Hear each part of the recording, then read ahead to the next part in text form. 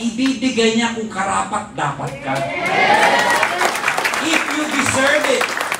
Ang kailangan mo lang gawin mo yung part mo at maniwala ka na ibibigay niya. Dahil hindi ka nandito para pumalakpak lang. Nandito ka para yumaman at magbago ang buhay mo. So the key to success is being prepared. Dapat handa ka. The more prepared you are, the less your struggle. Now imagine nyo to ha. Ngayon pumapalakpak po kayo. Pero many months, years from now, kayo na po ang pinapalakpak. Kaya ngayon pa lang, dapat humanda na po kayo. Sabi mo sa katabi mo, humanda ka na! Yung nakita ko yung iba, hindi nagsalita eh. Sabi, sigawan mo, humanda ka na!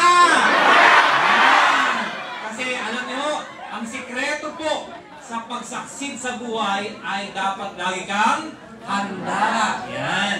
Ngayon, pinag-uusapan po, maraming pinag-uusapan ngayon tungkol sa being prepared. Handa ka sa mga sakuna. Diba? Narinig niyo yun? Sa lindol, sa bagyo. And true enough, sa buhay po ng tao, importante po yung handa ka. Katulad nito, sino estudyante dito? Estudyante. Yan, naging estudyante. Mukhang estudyante. Sa mga estudyante, o mga naging estudyante, if you remember, bago ka mag-exam, anong ginagawa? Kung mag-aaral ka, pag hindi ka nag-aaral, ano mangyayari sa exam? Bagsak. Ganon din po ang buhay. Maraming bumabagsak kasi hindi po handa. Yan. So maraming tao, uma-attend dito, power, baliw-baliw. Ang problema, hindi naman po sila handa. Dapat handa ka sa pagyaman. Katulad yan, pag nagka-grupo po ka, may grupo ka, alam mo na bang gagawin mo? Yan. Pagka kumita ka ng pera, alam mo na ba paano mo gagamitin yung pera, saan mo gagasusin, saan mo invest?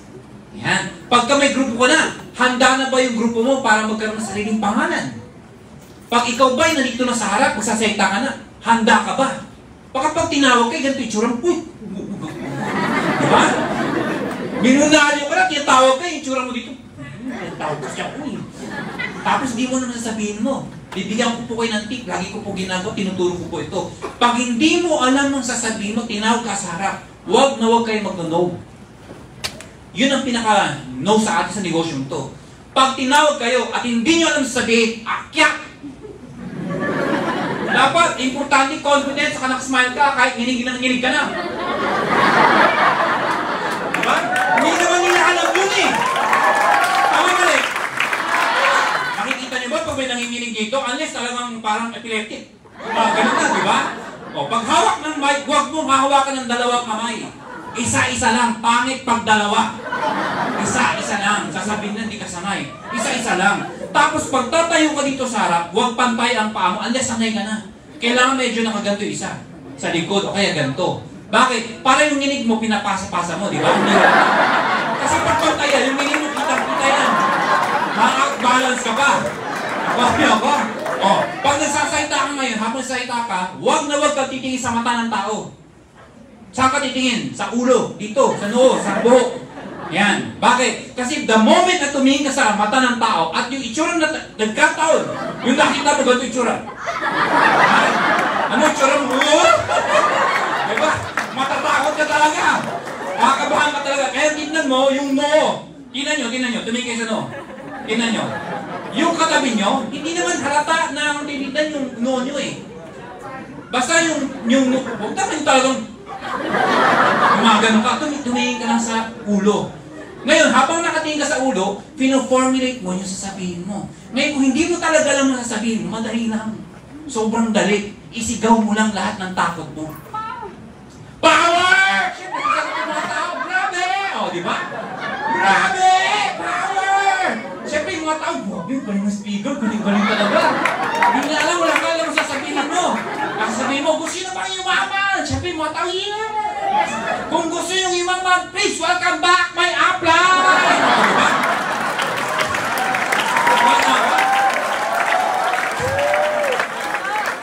Pagdating na upline, problema niya na yun. Pero importante, nakita ng mga tao, ang galing naman niya mag-share. Pero wala akong sinabi. Mga kaibigan, the key to success is preparation. The best preparation for tomorrow is doing your best today. Kailan niyo po gagalingan? kapag matanda ka na, pag wala ng oras. Ngayon pa lang po, dapat humanda na po kayo. Katulad yan, pag-usapan natin, be prepared saan? Number 1, mentally. Kayo ba clear yung pag-iisip nyo? Focus ba kayo? O magulo ang utak nyo ngayon? Dito ka ngayon, dahil mong iniisip, ano kaya ulam mamaya? Paano ko uuwi? Wala nang pamasahe. Dahil mong iniisip.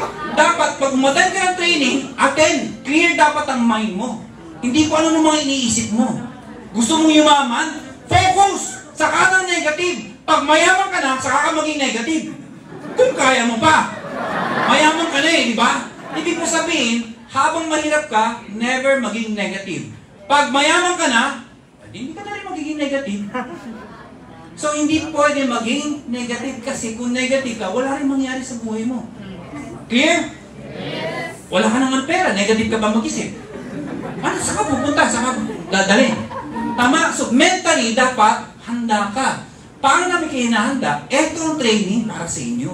Dapat lagi kayo umaattend ng mga trainings, dapat lagi kayo nagbabasa ng mga libro, kasi alam mo, merong laban. Kumbaga sa giyera, hindi ka pwedeng lumusob nang hindi ka handa. You have to be prepared. Clear? Tandaan nyo, life is like a game of chess. Parang chess po ang buhay. Mas handa ka, mas prepared ka, mas magaling. Ano yung sabihin no? Tingnan nyo.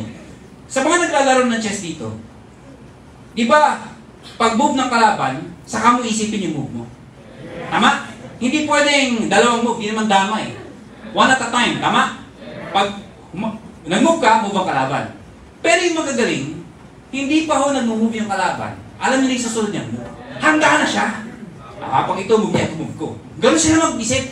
Pero yung mga grandmasters, if you're going to read, yung mga grandmasters, they are 10 times ahead of your next move.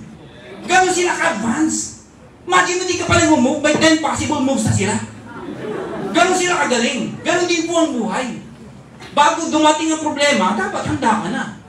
O tinan mo yung katabi mo. Tingnan niyo. Mukha bang yayaman yan?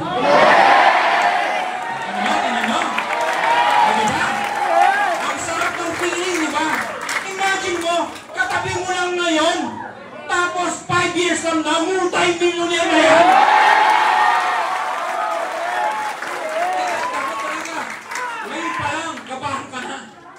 Ngayon kabahan ka na. Bakit po? Nung ako walang pera, iniisip ko talaga, pag ako nagkakotse, ang gagawin ko. Pag ako nagkabahay, ang gagawin ko. Pag kumikita na ng milyon, ang gagawin ko.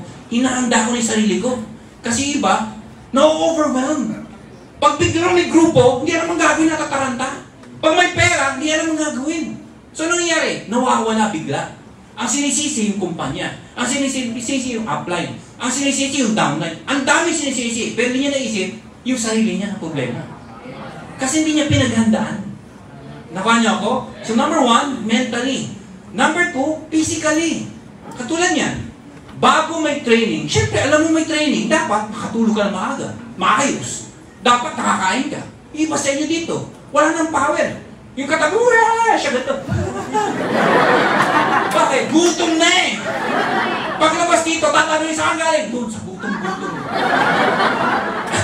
Wala nang power. Bakit? Hindi naman handa eh. Nakuha niyo ako? So dapat, handa ka rin. Physically. Hindi pwedeng sasabihin mo, gagaling ka. Magaling yung produkto. Ano yung tsura mo? Gagaling. Mapapayat! Ang taba-taba mo naman, diba?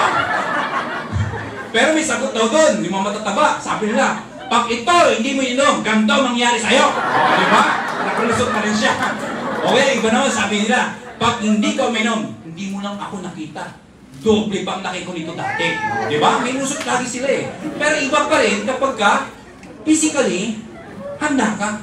Clear? Kasi sayang naman eh. Imagine nyo ang dami ng yumaman. Ang dami pang papayamanin. Alam ko, yayaman at iyaman kayo. It's just a matter of time. Ngayon, nasa iyo kung maniniwala ka o hindi. Pero, maniwala kayo sa akin, marami nang pinayaman. Regardless kung anong posisyon sa buhay, anong status sa buhay, may tinapos o wala, ang dami na-prove na po ng empowered consumerism. Hindi na po dito tinatanong kung kaya ng empowered consumerism ang payaman. Ang tinatanong na lang dito, ikaw ba? Kaya mo ba sumabay sa empowered consideration? Yung na ang tinatanong dito. Sa dami ng mga taong yumaman, sa dami ng bagong buhay, kailangan mo na lang sumabay. Pero dapat, physically, handa rin po kayo. Sayang naman po yung pagyaman ninyo kung hindi nyo rin ma-enjoy. Diba yung katulad ng sinasabi ko dati? Aanin mo yung yaman kung matanda ka na? Oh, 90 na tsura mo. Ang yaman ko na. Asan yung kutsi ko? Diba? Hindi mo ma-enjoy. Tanda mo na. Sasama ka sa Amerika. Anong tsura mo? Ang ganda ng Amerika! Arthritis ka! Diba? Hindi mo ma-enjoy ang Amerika. Maganda yung bata ka pa. Ini-enjoy mo na yung yaman mo. And number 3. So, importante rin, emotionally prepared ka. Hindi pwede dito yung negative thinking. Hindi pwede dito yung emotional ka. Hindi pwede dito yung madali kang masaktan. So, paano maging prepared emotionally? Lalo sa mga rejection. Importante po yan. Kasi, kapag may rejection, hindi ka handa. Ang dali masaktan ng tao, lalo ng mga Pilipino. Tayo mga Pilipino na may personal eh. Oo, maraming ganun eh. O, anong gagawin mo? Number 1, accept that there is rejection. Accept mo, meron talaga eh. Dapat tanggapin mo na i-reject ka. Alam mo, may mga rejection. Kasi kung hindi mo tanggap, the moment na magsabi sa iyo no, aayaw ka agad. So yun ang number 1, accept there is rejection. Number 2, you have to experience rejection. Kailangan may ganun pala yun, masakit pala talaga. Nakuha niyo ako? Number 3, control your emotions. Don't take it personally. Hindi pwede pag na-reject ka, hindi mo mo! Babalikan kita. Yung sunugin ko ang bahay nyo. Huwag po ganun. Huwag ganun. Babalikan mo sila pag mayaman ka na. Okay? So, ituloy nyo yan.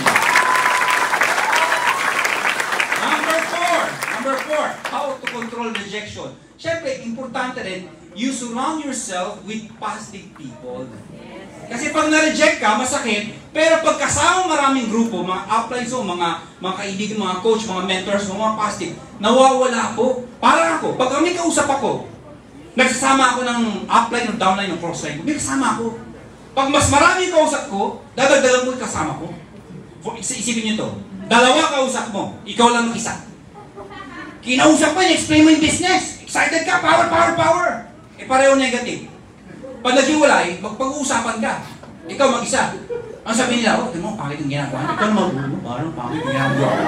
Kasi mag-isa ka. Pero pag 2 kayo, kahit negative, sasabihin sa isa't isa, okay lang yan. Ganyan talaga, yung daanan natin yan eh. Nakuha niyo ako? May kasama kang positive. Surround yourself with positive people. Katulad ginagawa natin dito, uma-attend po kayo. Bakit? Kasi paglabas nyo dito, may giyera. O pag nasaktan ka, babalik ka. Clear? Yeah. And number 5, be in action. Para hindi ka masaktan, dapat lagi kang busy. Dapat marami kang ginagawa. Dapat lagi kang may kausap. Kasi pag isa lang kinausap mo at ayaw niya at wala ka rin ibang kakausapin, tapos na. Ayaw mo, wag mo. Ayaw mo, wag mo. Kasi dahil mo kausap eh. Hindi mo pinapansin yung humihindi sa'yo. Dahil ang dahil pang prospect. Kasi araw-araw, lumalabas ka at may kinakausap ka. Clear? And finally, number 4, doon sa sinabi ko, paano maging be prepared. Be prepared spiritually. Bakit po? Kasi minsan, kahit ano pong gawin natin physically, humanly, tama yung grammar nun, humanly, may ganun ba? Kahit ano gawin natin, minsan, kailangan natin somebody up there to give the blessing. Kailangan meron kang kakapitan na kahit anong hirap, kumakapit ka pa rin. Kasi alam mo, sa kanya lang magagaling lahat. And the reason na dito ka, hindi naman yung dahil sa, alam mo yun, parang bata, dinala sa toy store, Toy Kingdom, dinala yung bata, yung anak niyo, anak, tingnan mo, dahil mo laruan, upo, ay, gusto mo, yes, eto, gusto mo, yes, okay na, wait tayo. Pinaasa mo lang yung anak mo. Ang Panginoon natin, hindi po kayo pinapaasa. Ibibigay niya kung karapat dapat ka. If you deserve it. Ang kailangan mo lang gawin mo yung part mo at maniwala ka na ibibigay niya. Dahil hindi ka nandito para pumalakpak lang. Nandito ka para yumaman at magbago ang buhay mo. So the key to success is being prepared. Dapat handa ka. The more prepared you are, the less your struggle. Mas less ang struggle dahil mas handa ka na eh. Handa mo na eh. December 7, 1941. Sino buhay na po dito noong 1941? December 7, 1941. Kung maalala niyo po, Pearl Harbor. The mighty fortress of the Americans in the entire Pacific Ocean. Imagine nyo, no? Several aircraft carriers and battleships. Dami po nun. A mighty fortress. Hundreds of aircraft fighters, jet fighters. Thousands of American soldiers. Everybody thought no one can defeat. But on December 7, 1941, it was surprise attack by the Japanese. And thousands of Americans died. The whole world was shocked. Gulat po lahat. Akala hindi kakayanin. Na-surprise attack. Ang dami pong namatay. Pero what happened? Tandaan nyo, many war has been won. Even the first few battle was lost. Yung unang gera, talo sila. Pero hindi ibig sabihin nun, talunan ka na. Ganon din po ang buhay natin. Sa umpisa, talo ka. Pero para po itong pelikula, maganda ang ending. Sa umpisa, ang nananalo, yung kontrabida. Pero tanda mo, ikaw ang bida. Yung nga lang, kailangan patunayan mo. Nakuha niyo ako? Kailangan patunayan mo na ikaw ang bida. Patunayan mo sa lahat ng tao, kaibigan mo, kamag-anak mo, na itong pinasok mo, hindi ikaw ang kontrabida. Ikaw ang bida. Here, sabi nung emperor, yung nag-surprise attack sa Pearl Harbor, sabi niyo, we have just awakened a sleeping giant. Imagine niyo, we have just, alam na nila, giant yung face nila. We have just awakened a sleeping giant. At the end of the war, sino nanalo? Di ba yung mga allies? Natalo yung Axis? Nandiyan pa ba kayo? Yes! Hindi niyo po naiintindihan yung history, kaya Pearl Harbor ka ng Pearl Harbor dito. Kaya naman, Pearl ba yun? Ano ba yung Harbor ba yun? Saan ba yun? Mga babata pa kasi mga tao dito. Sa bagay, hindi pa rin nabuhay yun. Si Coach yata buhay na po nun. Pero, history po ito eh. Nakita ng lahat po ito eh. Nasa history books po ito. Alam ng lahat. Talo nung una. Pero at the end of the war, sila po yung nagwagi. Ganun po ang buhay natin. Kaya kayo, pag may kumakausap sa inyo at sinabing ayaw, tanggapin nyo ang katotohanan. Marami talagang aayaw sa inyo. Pero dapat prepared ka, handa ka. Kaya pag talikod mo, balikan mo. At sabihin mo, I shall return. General Douglas MacArthur. Akala ko? O hindi, para ratatin sila. Hindi ganon.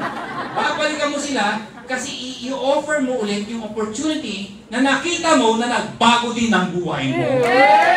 You will offer them. Bakit po? Kasi nakakawa naman po iba. Napaka-negative ng mga tao sa labas. Pero tanungin mo, meron ka ba opportunity? Wala rin. So, bakit ka magiging negative kung wala ka ng opportunity alam? Buti pa dito. Maraming sabing pangit to. Tandaan nyo, pangit daw to. Ito sagot ko. Ito ang pinakamaganda sa lahat ng pangit. Teka, sabi niya, sir, pangit dito? Oo, kasi sabi nila, pangit eh. Kasi lahat ng papasukin nyo, regardless kung anong opportunity yan, meron masasabi ibang tao. Totoo yan. Mag-abroad ka, may sabi ng tao. Naku, hindi maganda mag-abroad. Mahirap yan. Magiging alila ka lang ng iba. Magnegosyo ka. Naku, mahirap mag-negosyo. Baka malugi ka. Mangutang ka para mag-expand ka ng business. Naku, baka di mo mabayaran. Ang dahil niisip, magpatayo ka ng malaking bahay. Ang yahabang mo, magpatayo ka ng bahay. Tumira ka sa maliit na bahay. Ang liit ng bahay nyo, pangit. Walang katapusan po yan. Nakuha niyo ako? Magpakulay ka ng buhok, may masasabi sa'yo. Hoy, magpakulay ka ng buhok, hindi bakit sa'yo. Nakanya ko? Oh, yung iba nag-hoodie. Nasa Pilipinas ka, hoodie ka ng hoodie. Init-init, hindi pa sa'yo. At kung ano pa, kung lahat yun ipapasin ninyo, walang mangyayari sa buhay ninyo. Ang importante, ikaw, focus ka at alam mo, payaman ka sa negosyo ko. Tandaan nyo, mahirap man, okay lang. Bakit? Tingnan nyo to. Lahat ng yumaman dito, dumaan naman sa hirap pa. Dumaan sa rejection na. Ibig sabihin, yung pinagdaanan nila, dadaanan nyo rin. Para yung pinuntahan nila, pupuntahan nyo rin. Pero, por favor mga kaibigan, gusto ko po ma-experience nyo yung na-experience namin. Kung pwede lang, gagawin ko po. Naku, kung alam nyo lang, hindi mo pwede mamigay ng pera, hindi kayo matututo. Kasi sabi ng iba, hindi mamigay ka ng pera, hindi na-share mo rin. Tama ka ba? Hindi naman gano'n ang buhay. Kasi kung gano'n, di si Lord, binigay na rin sa ating lahat. Eh bakit niya binibigay? Kasi kailangan may lesson behind. Hindi pwedeng, dapat handa ka. Hindi pwedeng basta natanggap. Hindi mo rin may enjoy at wala rin value. Bakit? Dahil hindi mo pinaghirapan. Kailangan paghirapan mo. O pag successful ka na, siyempre, alam mo may value, iingatan mo. That's why yung mga successful, lalong yumayaman. Kasi binibigyan nila ng value. Bakit kami nandito? Simple lang po. We value you. May value po kayo sa amin.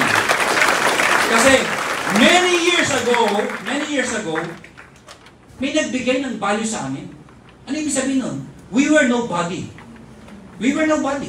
But now we are somebody. Kasi may mga tao noon, na nagsakripisyo, i-train po kami. Tinuruan po kami. Natuto po kami, nagsumikap kami, hindi kami natulog sa training, kahit may nakapikit na. Biro lang, papakuhin niyo pa sinyo.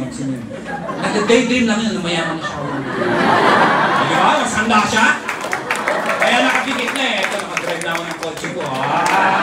Mabe, tutulog palaway. Tutulog palaway mo, kumakain ako. Ba't ka umiilik? Kasi hindi ko naman absorb lahat.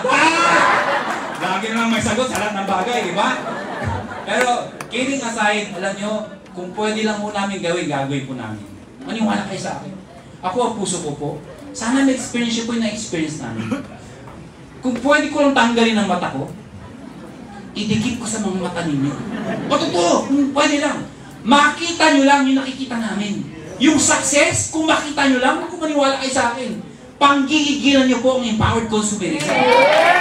Pag na-picture nyo, kung pwede ko lang tanggalin ang puso ko, idikit ko sa mga puso ninyo. Ay, naku, maramdaman nyo lang yung nararamdaman namin. Gagawin ko, kaya lang hindi ko magawa. Totoo yun. Baka sabihin ng iba, teka sir, pwede ba yung bibig mo? Idikit ko sa mga bibig namin. Maramdaman lang namin yan. Yung iba kasi gano'n eh, pwede mo sir? Salam! Ha? Iba na yung gusto nyo, lips to lips ang habol nyo.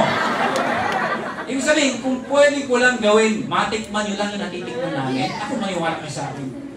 Yung membership, tatawanan nyo lang. Yung rejection, tatawanan nyo lang. Pag kayo, mag-drive kayo ng sariling kotse, sasabihin nyo, grabe no? Parang kailan lang, problema ko pamasahe. Ngayon problema ko gas. Joke lang. Ha? Problema nyo, hindi mo alam kung anong kotse ang ina-drive mo. Nakuha nyo ba? Dati problema mo. Di ba pag nasa kalsada ka, naalala nyo? Ako na-explain, huwag na kayo, ako na lang. Nung wala pa akong kotse, pag nasa kalsada ako, pag may dumadang mga Mercedes, pag may mga dumadang mga Pajero, wala akong pakialam. Diyan, nasa tapat ko na, ang gandang kotse, Porsche. Wala akong pakialam. Kasi wala akong kotse. Anong pakialam ko? Yung bus, yung jeep na sasakyan ko eh, yung nakahanap ko eh. Yun ang importante sa akin para makauwi ako. Tama? Pero dahil sa ganitong negosyo, lalo sa empowered consumerism, nagbago ng ship po lahat. Wala pa ang kotse, pero kung may dumadang Mercedes, may dumadang Porsche, mga gandang kotse, tinititigan ko yan. Hindi kung malayo na tumititig ka pa. Alam bakit? Kasi alam mo, magkakaroon ka rin yan.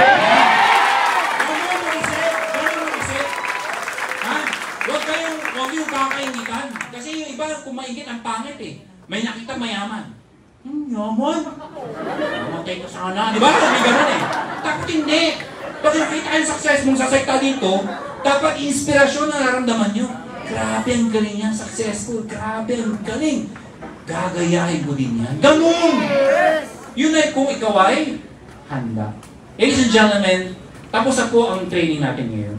I hope yung mga natutunan nyo, paglabas nyo dito, gamitin yung bahon. Gamitin yung sandata. Na kahit ano sabihin ng iba, handa ka nang magbago ang buhay mo. Ang tanong, handa ka na ba?